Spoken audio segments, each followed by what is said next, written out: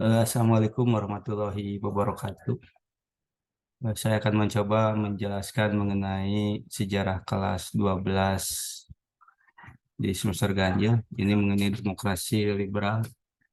Jadi demokrasi liberal ini berlangsung di Indonesia pada tahun 1950 sampai 1959 selama 9 tahun.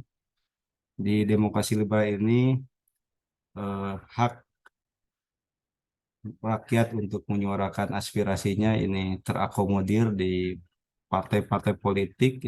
Ini bisa dilihat di pemilu pertama di tahun 1945, di mana partai politik peserta pemilu ini sangat banyak sekali.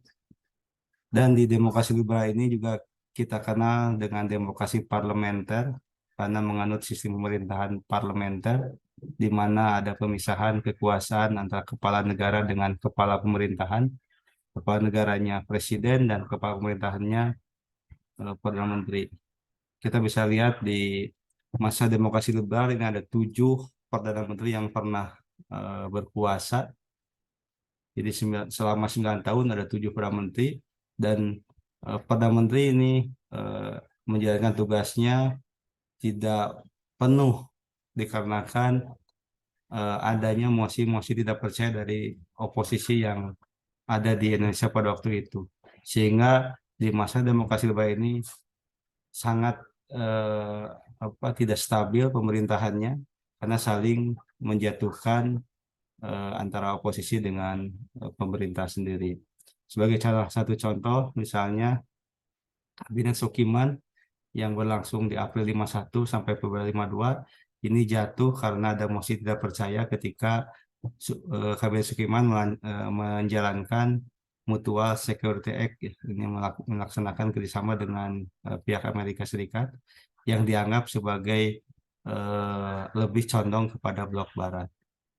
Dan di akhir pemerintahan Kabinet Demokrasi Liberal ini itu diperintah oleh Juanda, dan Juanda ini bukan orang partai politik, sehingga Juanda ini dikenal dengan Jaken Kabinet. Dia orang profesional, karena dari 6 kabinet yang terdahulu ini dari partai politik, orang saling menjatuhkan, sehingga Juanda dianggap sebagai representatif untuk dari profesional untuk menjalankan pemerintahan di masa demokrasi liberal ini.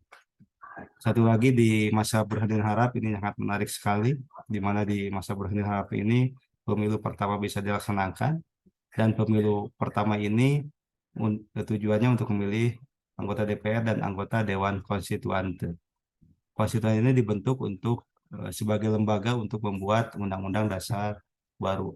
Karena di masa demokrasi liberal di tahun 50 sampai 59 yang digunakan oleh negara kita, undang-undang itu adalah undang-undang dasar sementara. Sehingga karena sifatnya sementara ini berarti harus diganti. Dan makanya di pemilu pertama dibentuklah Dewan Konstituante untuk membentuk atau membuat undang-undang dasar baru. Itu di sistem politik. Kita lihat di ekonomi, ini ada beberapa kebijakan. Yang pernah ada gunting sapludin, ini pemotongan nilai tukar rupiah hingga nilai tukarnya setengahnya. Contoh ini digambar ada 5 gulden. 5 gulden berarti nilainya sama dengan 2,5. Terus selain gunting sapludin ada juga ekonomi Alibaba. Ini ekonomi Alibaba ini dilaksanakan untuk eh, kerjasama antara penguasa pengusaha pribumi dengan pengusaha Cina. Ali itu representatif dengan Indonesia, Ali Sastra Wijoyo, dan Baba representatif dengan Cina. Ini ketika dijalankan ketika Mr. Cokro Adisuryo, ya. Terus kebijakan ekonomi yang lain ada nasionalisasi dari Japanese Bank. Ini diambil alihnya bank-bank milik Belanda, dan dinasionalisasi diganti namanya dengan Bank Indonesia. Yang misalnya ada gerakan Benteng. Ini gerakan Benteng ini pemberian kredit atau pinjaman bagi pengusaha, terutama pengusaha pribumi, juga bagi masyarakat atau golongan pengusaha dan pedagang. Ini tidak lain untuk membangkitkan atau memunculkan pengusaha-pengusaha pribumi.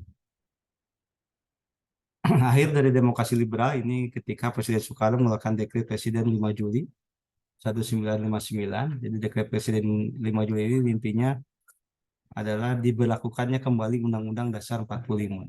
Sehingga dengan diberlakukannya kembali Undang-Undang Dasar 45, Undang-Undang Dasar sementara 50 ini akhirnya tidak berlaku kembali.